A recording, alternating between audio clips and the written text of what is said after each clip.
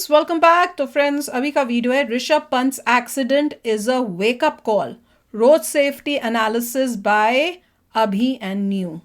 तो चलो वीडियो शुरू करते हैं। और अब लेटेस्ट न्यूज़ तो और कुछ मैंने सुनी नहीं बिसाइड्स कि एक्सीडेंट का बारे में जब पता चला था और कंडीशन मेरे ख्याल से उनकी स्टेबल थी और ऐसा कोई मेजर उनको हाँ, मतलब वो यही कह रहे हैं कि चोट नहीं उनको लगी। जो है मतलब वेकअप ही करना था। वो यही कह रहे हैं कि सो गए थे और ये कौन सो लिटरली गए थे? ऋषभ पंत जी। नहीं, वो कह रहे हैं accident is a wake up call. मैं वही कह किसके रहा हूँ वेकअप, किसके एक लिए वेकअप एक्सीडेंट वेकअप कॉल है। On top of that wake up करना था उनको ऋषभ पंत को। वो सोते हुए जब वो कह रहे थे, उनके एक न्यूज में आया था कि वो सो रहे अच्छा थे, अच्छा अच्छा, ये भी एक मेरे को क्वेश्चन मार्क है। कि हर वो जगह सो गए डिफरेंट थे। डिफरेंट बताया एक जा जगह रहा है कि है। पॉट होल को बचाना था, एक में हाँ। सो गए थे।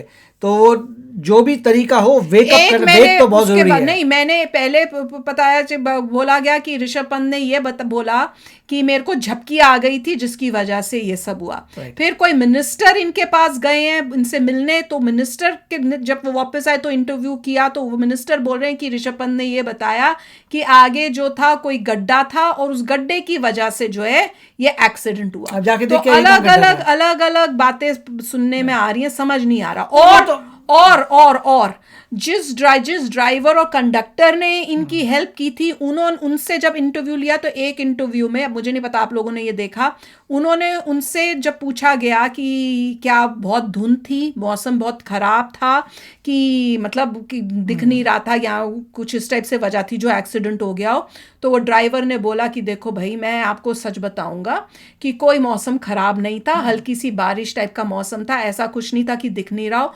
मैं जब ड्राइव कर रहा हूँ बस को, मुझे सब साफ अच्छा ठीक दिख रहा है, मैं चला पा रहा हूँ, कोई प्रॉब्लम नहीं हो रही थी। तो और अगर ऋषभ पंत की गाड़ी जो इतनी महंगी है, मैं बस चला रहा हूँ और उनकी तो इतनी महंगी गाड़ी है, तो उनको तो देखने में कोई प्रॉब्लम ही नहीं, उनको तो बल्कि आसानी बहुत होगी उस गाड़ी में चलाने की। तो उनका एक कहने का वो भी था कि मौसम की वजह से भी नहीं था। तो ये तो इन्वेस्टिगेट देखिए, करके पॉट पता होल करना जो भी चाहिए। कह रहे हैं कि सड़क खराब थी वगैरह, वो तो कोई भी इन्वेस्टिगेट कर सकता हाँ, है। कि कहाँ जिस गड्ढा साइट था, पे क्या एक्सीडेंट हुआ था। था वहां से आप 2-4 किलोमीटर इधर देख लो, 2-4 उधर देख लो कि पॉट होल्स है नहीं है। वो और तो मिस्टर गडकरी ने अगर बनाई थी, मोस्ट लाइकली नहीं बनाई होगी, क्योंकि अगर मिस्टर गडकरी ने बनाई थी वो कहते हैं कोई पॉट होल नहीं है भैया, मैं यहीं से बैठे बैठे बोल देता, मुझे जाने के देखने की जरूरत भी नहीं है। नहीं, मैं कह रही हूँ कि बेस्ट बात तो यही है कि बहुत अच्छी बात है कि वो जो है बच गए। जिस तरह से मैंने देखा गाड़ी no की doubt. हालत थी और जिस स्पीड की वो जो वीडियो देखी थी कि Yeah. इतनी स्पीड से जो गाड़ी जा रही थी, वो तो भगवान का एक चमत्कार मानो। और उसको उस देखो कि भैया कैसे कोई, जब भगवान का हाथ हो तो वो कैसे बचा लेते हैं किसी को। देखो। पर ये भी एक इन्वेस्टिगेशन होनी चाहिए, पता चलना चाहिए रीजन क्या था, ताकि कल को अगर सड़क की वजह से था वो इंप्रूवमेंट हो कि फ्यूचर में ना हो, अगर कोई और वजह थी तो वो भी पता होनी चाहिए। तो वीडियो शुरू करते हैं। वीडियो शुरू करने से पहले अगर आप चैनल पर नए हो और आपने अभी तक सब्सक्राइब नहीं किया तो जल्दी से पहले सब्सक्राइब के बटन और बेल आइकन को क्लिक कर लो, ताकि आपको हमारे सारे न्यू वीडियोस के नोटिफिकेशन मिल जाए जैसे मैं अपलोड करें। अगर आपको वीडियो पसंद था प्लीज लाइक एंड शेयर। चलिए शुरू करते हैं।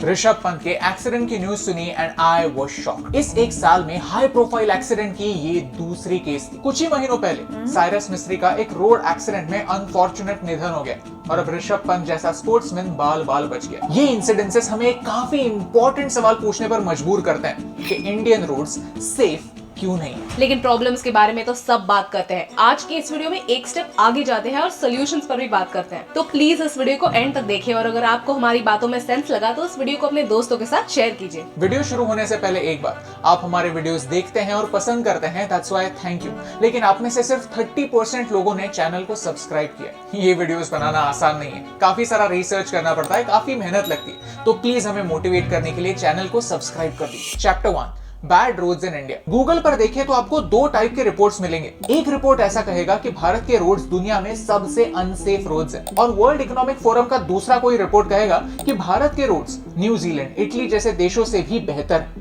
असली सच इन दोनों के बीच कहीं। बाहर के रिपोर्ट्स को कितना सीरियसली लेना है ये आप खुद डिसाइड कर सकते हैं, लेकिन खुद सरकारी डेटा को एनालाइज करते हैं, देखते हैं कि खुद जो नए बन रही हैं रोडें वो तो कमाल के, जो पुराने जमाने की भारत थी का उनमें रोड प्रॉब्लम नेटवर्क होगी। दुनिया में सेकंड लार्जेस्ट रोड नेटवर्क है। इस मामले में हम सिर्फ एक देश से पीछे हैं और वो है अमेरिका। आपने सोचा होगा कि चाइना भारत से आगे होगा, लेकिन ऐसा है नहीं, क्योंकि चाइना इतना बड़ा देश होने के बावजूद ज्यादातर लोग सिर्फ ईस्ट चाइना में रहते हैं और ज्यादातर डेवलपमेंट भी यहाँ पर ही है। भारत के रोड्स क्वांटिटी में चाइना से कई आगे हैं, लेकिन क्वालिटी में बिल्कुल, लेट मी एक्सप्लेन। मोटा मोटा भारत में 6 अलग अलग टाइप के रोड्स हैं। National highway, state highway, district roads, urban roads, rural roads और प्रोजेक्ट रोड्स। इन सारे रोड्स का कंस्ट्रक्शन और मेंटेनेंस की जिम्मेदारी अलग अलग अथॉरिटीज की होती है। National highways ministry of road transport manage करता है। स्टेट और डिस्ट्रिक्ट रोड्स हर स्टेट के पीडब्ल्यूडी डिपार्टमेंट मैनेज करते हैं और रूरल रोड्स पंचायत और लोकल अथॉरिटीज मैनेज करते हैं। अक्सर जब हम भारत के अच्छे रोड्स की फोटोज देखते हैं तो वो नेशनल हाईवेज होते हैं और कुछ चुनिंदा स्टेट्स के स्टेट हाईवेज। लेकिन आज भी रूरल रोड्स की संख्या 71% है। छोटे छोटे गांव कनेक्ट हो रहे हैं, अच्छी बात है, लेकिन इतने सारे गांव, अलग अलग ग्राम पंचायत और वहां पर होने वाला करप्शन रोकना next to impossible. Chapter 2, Bharat में एक्सीडेंट्स क्यों होते हैं? रोड एक्सीडेंट्स मेनली 3 वजहों से होते हैं: ह्यूमन एरर, रोड कंडीशन और एनवायरनमेंट, वेहिकुलर कंडीशन। आज की घड़ी में 10 में से 7 एक्सीडेंट सिर्फ एक वजह से होते हैं: ओवर स्पीडिंग, दारू पीकर गाड़ी चलाना, रॉन्ग साइड ड्राइविंग, फुटपाथ पर गाड़ी चलाना। ये सारी बातें भारत के लिए नई नहीं है। दूसरा पॉइंट है रोड कंडीशन। अक्सर भारत के पॉलिटिशियंस भारत के वेदर को बुरे रोड्स के लिए ब्लेम करते हैं, लेकिन सिंगापुर, वियतनाम का वेदर भारत से भी खराब है। वहाँ 12 महीने बारिश होती है, वहाँ के रोड्स ऐसे दिखते हैं और हमारे ऐसे।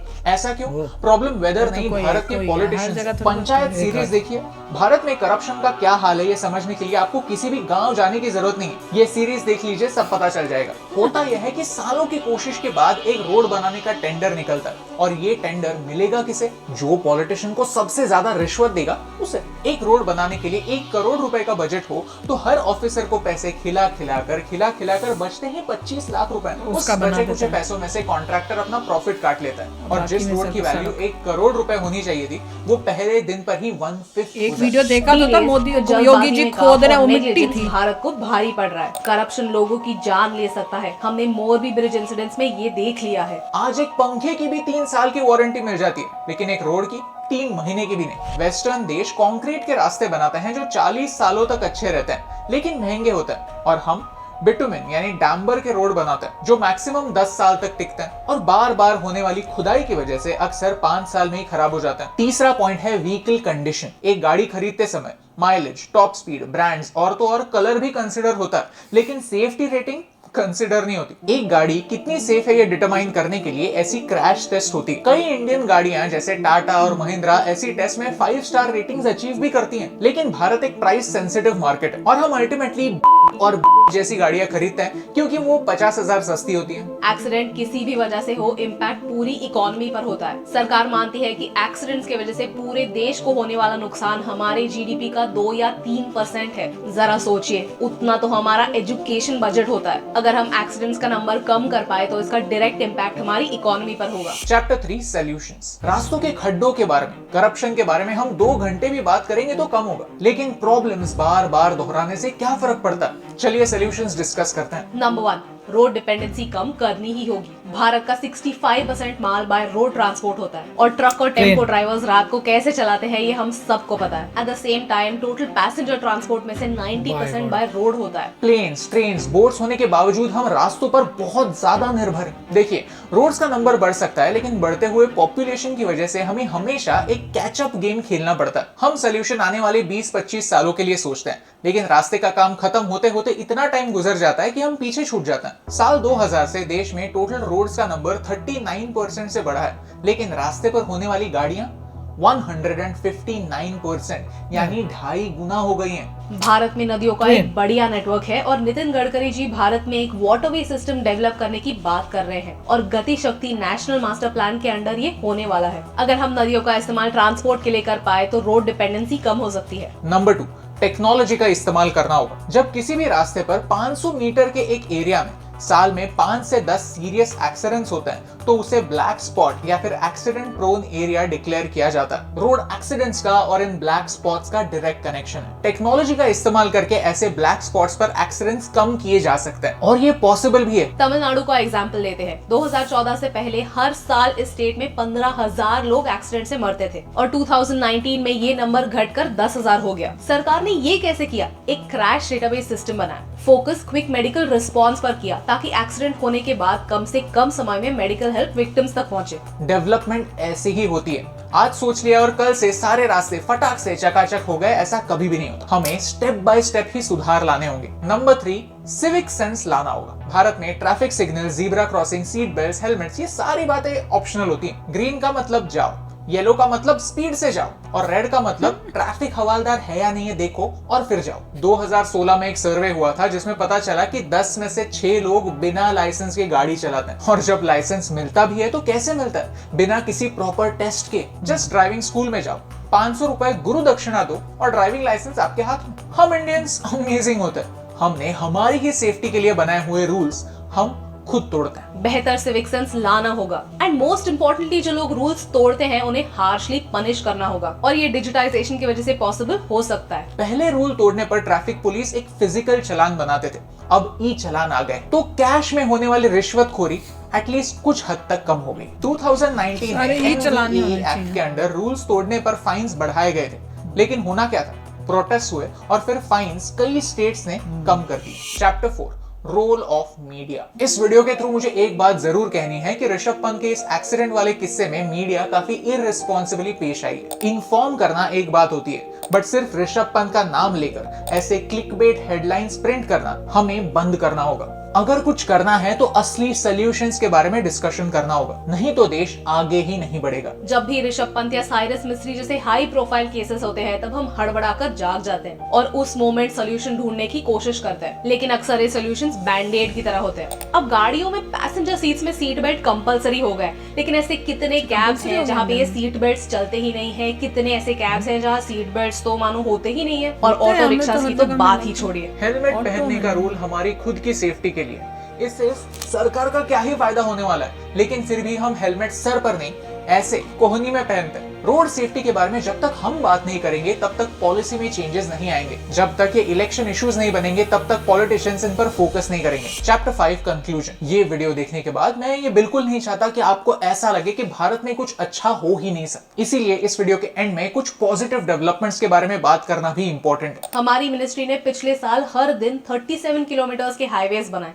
लॉकडाउन के समय इन टोटल 13,000 किलोमीटर के हाईवेज हम बना पाए हैं। ये अपने आप में एक रिकॉर्ड है। जहां बाकी मिनिस्टर सिर्फ क्रेडिट लेते हैं, हमारे road and transport minister crowd से भरे मैदान में सब स्टैंडर्ड काम के लिए माफी मांगते हैं। ये करप्ट ऑफिसर्स, इंजीनियर्स को एक अच्छी वार्निंग देता है, एक अच्छा एग्जाम्पल सेट करता है। हो सकता है कि फ्यूचर में उन्हें भी लगने लगे कि हमारे लीडर्स अगर अकाउंटेबिलिटी रख सकते हैं तो हम क्यों नहीं। भारत को बदलना ही होगा। हमारे वीडियोस के थ्रू हम ऐसे ही सॉल्यूशंस डिस्कस करना चाहते हैं। कंस्ट्रक्टिव जर्नलिज्म के थ्रू भारत को 1% बेहतर बनाना चाहते हैं। अगर आप हमारी बातों से सहमत है तो इस वीडियो को शेयर कीजिए, एक कॉन्वर्सेशन स्टार्ट कीजिए, क्योंकि देश को अगर प्रगति की दिशा में आगे बढ़ना है तो देश को गड्ढे भरने ही होंगे, प्रॉब्लम सुलझाने होंगे और उन पर बात करनी होगी। सिर्फ किसी हाई प्रोफाइल एक्सीडेंट के बाद नहीं, हर दिन, हर रोज। और यही इंपॉर्टेंट बात आप तक पहुंचाने से मुझे फर्क पड़ता है।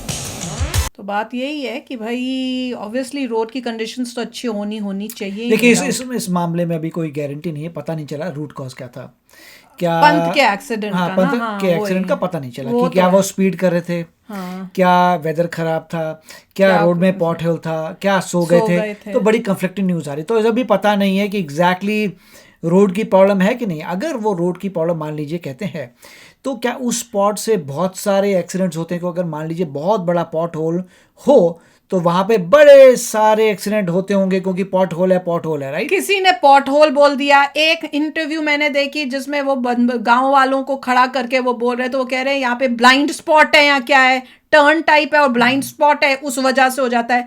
तो बहुत ही अलग अलग मीडिया से आपको चीजें आ स्टैटिस्टिक्स रही देखनी हैं। पड़ेगी उस स्पॉट पे कितने एक्सीडेंट्स हुए हैं और खास और पुलिस को इन्वेस्टिगेशन करनी चाहिए। अच्छा, और पुलिस का भी क्वेश्चन मार्क हो रहा है। मैंने पुलिस की खुद इंटरव्यू सुनी जिसमें पुलिस का वो बंदा कह रहा है कि भैया हम लोग टाइम पे पहुंच गए थे और उस टाइप से वो इस टाइप से शो कर रहा था कि वो थे वहां पे जब एम्बुलेंस आई और उनको एम्बुलेंस में भेजा हमने, और वो सब टाइप से बोलने की कोशिश की। और ड्राइवर ने जब इंटरव्यू दिया, ड्राइवर ने क्लियरली बोला कि जब तक मैं था हमने ही एम्बुलेंस आई है, हमने एम्बुलेंस में उसको भेजा है ऋषभ पंत को, तब तक पुलिस नहीं आई थी। उसके बाद हम भी चले गए, हमें नहीं पता कि कब पुलिस आई या नहीं आई। तो वो उनका कुछ इस टाइप का इंटरव्यू था। तो पुलिस भी जो है इंफॉर्मेशन ठीक दे ही नहीं रही है। तो बड़ा अजीब हर बंदा सा कोशिश कर सिचुएशन रहा है अपने आप को अपने अगर कोई प्रॉब्लम आई है किसी की सर्विस में वो उसको छुपाने की पर कोशिश मेरे कर को रहा लग रहा है ड्राइवर जो है, ड्राइवर और कंडक्टर, वो ठीक बात बता रहे हैं कि एग्जैक्टली हुआ क्या था। तो और मेरा कहना तो होनी यही है चाहिए। कि अगर मिस्टर पंत गाड़ी आराम से चला रहे थे उसके बाद भी कुछ होता है तो उनको ब्लेम नहीं किया जा सकता, क्योंकि बोले देखो भैया मैं तो आराम से गाड़ी चला रहा हूँ, अगर पॉट होल आ गया मैंने टर्न किया, या अगर वो कहते हैं कि उन्हें नींद आ गई, ओके ह्यूमन हो सकता है, पॉसिबल है। एरर हो गई हो। Right. पर मैं ये भी बोलूंगी कि उनकी जान इसलिए बच गई कि उनके पास एक सेफ गाड़ी थी। Yes. क्योंकि जिस स्पीड से वो गाड़ी चल रही थी वीडियो में जो मैंने देखा, और जिस तरह से वो कह रहे हैं कि उल्ट पुलट हो के वो दूसरी साइड भी पहुंची, और जिस तरह से हुआ, कोई और गाड़ी होती तो उसके अंदर बैठा हुआ इंसान का बचना वॉज इम्पॉसिबल। और उनको इतनी मेजर चोटें भी नहीं आई हैं जितना वो मतलब मेजर एक्सीडेंट लगा है देखकर। तो कितनी, जैसे वो कह रहे थे ना कि आपको देखना चाहिए कि गाड़ी की जो सेफ्टी टेस्ट होती है, सेफ्टी टेस्ट जो होते हैं Safety test की, yes, कि yes. क्या क्या उसकी रेटिंग है, वो इज वेरी वो भी अच्छा पॉइंट था कि वो बहुत important अच्छी है। सेफ Safety, गाड़ियां लीजिए। सेफ गाड़ियां ली, ये सेफ गाड़ी थी इसलिए वो बच गए, चाहे उसके बाद पीछे आग लग गई या जो भी है, पर बचा लिया वो जो इतनी बारी फ्लिप हुए और सब हुए। तो एनीवे वीडियो उन्होंने बहुत अच्छी बनाई है अवेयरनेस लाने के लिए, एंड होपफुली न्यूज़ जल्दी आए, पता चले कि एग्जैक्टली रीज़न क्या था इस एक्सीडेंट का। उसकी हम मेन तो ये न्यूज़ आ जाती है, पर उसके बाद आगे क्या और वो कभी नहीं पता चलता है। तो अगर आपको पता है तो ज़रूर शेयर करना। चलते मिलेंगे नेक्स्ट वीडियो में बहुत ही जल्द। Till then take care and bye bye. तो अगर आप मेरे इस चैनल पे नए हो तो जल्दी से सब्सक्राइब के बटन को हिट करो और बेल आइकन को क्लिक करो, ताकि आपको मेरा जब नया वीडियो मैं लगाऊं आपको उसके बारे में जल्दी से पता चल जाए।